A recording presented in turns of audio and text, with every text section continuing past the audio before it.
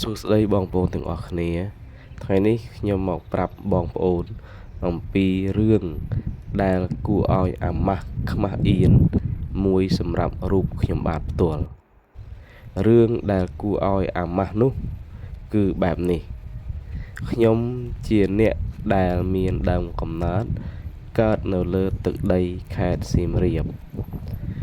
ជាអ្នកសៀមរាបអង្គរតែខ្ញុំមិនដែលបានឃើញប្រាសាទវត្តអាទ្វារសូម្បីតែរូបភាពដែលគេបង្ហោះនៅលើបណ្ដាញសង្គមក៏ដោយហើយតែងតែគិតថាប្រាសាទវត្តអាទ្វារគឺនៅសល់តែគ្រឹះប្រាសាទតែប៉ុណ្ណោះមូលហេតុដែលខ្ញុំតែងគិតបែបនេះដោយសារពេលដែលខ្ញុំធ្វើដំណើរតាមផ្លូវខ្ញុំអើតទៅឃើញ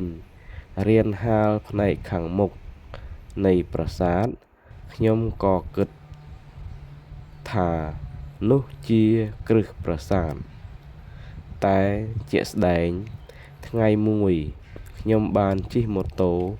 ចូលទៅមើលផ្ទាល់ដល់បរិវេណប្រាសាទទើបមានការភ្ញាក់ផ្អើលយ៉ាងខ្លាំងហើយអ្វីដែលខ្ញុំធ្លាប់តែគិតកន្លងមកគឺមិនមែនជាការពិតទាល់តែសោះហើយអ្វីដែលគួរឲ្យរំភើបខ្លាំងបំផុតនោះប្រាសាទនេះស្ថិតនៅទ្រង់ទ្រាយដើមស្ទើរតែទាំងស្រុងគឺប្រហែលជា7 ទៅ 80% នៅស្អាតជាពិសេសតួប៉មនៃប្រាសាទកណ្ដាលគួររំលឹកផងដែរថាប្រាសាទវត្តអាទ្វារនេះគឺមានប្លង់ប្រាសាទដូចនឹងប្លង់ប្រាសាទអង្គរវត្តដែរគឺបែរមុខទៅទិសខាងលិចប្រាសាទនេះមានទីតាំងស្ថិតនៅខាងត្បូងទីរួមខេត្តសៀមរាបហើយមានចម្ងាយប្រហែលជា2 ឬក៏3 គីឡូម៉ែត្រពីផ្សារចាស់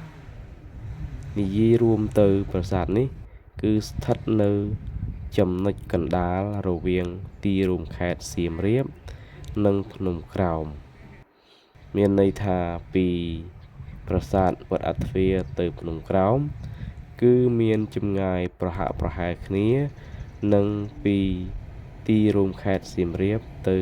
ប្រាសាទវត្តអាទ្វារនេះ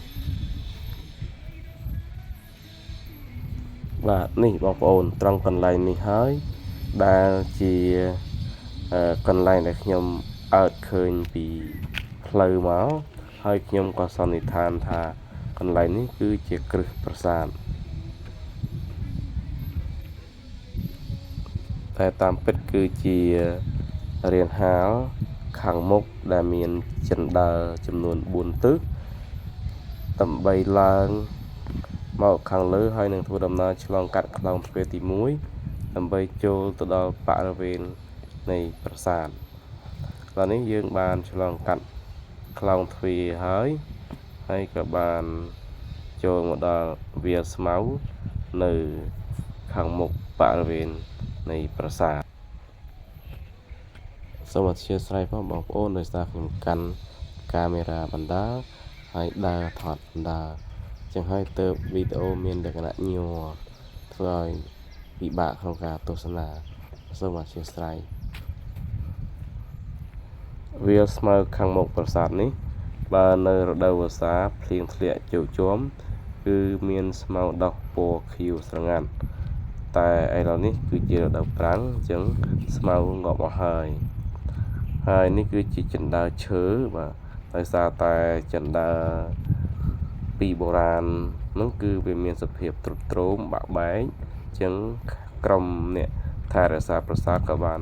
ធ្វើជាជណ្ដើរឈើជំនួសឥឡូវយើងដើរឆ្លងកាត់ខ្លោងទ្វារទី2គឺចូលទៅផ្នែកខាងក្នុងនៃបរិវេណប្រាសាទ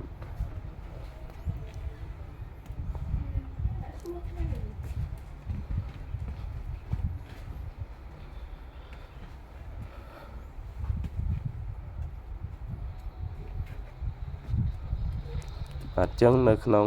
ផ្នែកខាងក្នុងនៃបរិវេណប្រាសាទនេះគឺយើងឃើញមានសំណង់ចំនួន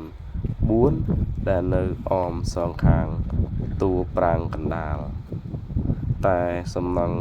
ទាំង4ដែលនៅអមសងខាងតួប្រាង្គកណ្ដាលនេះគឺមានសភាពទ្រុឌទ្រោមហើយនេះគឺជាបរិវេណខាងក្នុងចឹងនោះ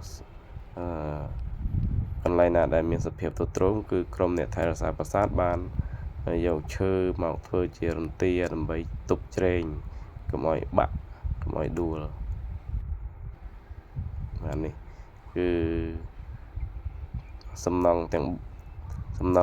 បាទនៅខាងកើតផ្នែកខាងកើតទាំងពីរហ្នឹងគឺទ្រុឌទ្រោមខ្លាំងរីឯសំណង់2ទៀតនៅផ្នែកខាងលិចគឺ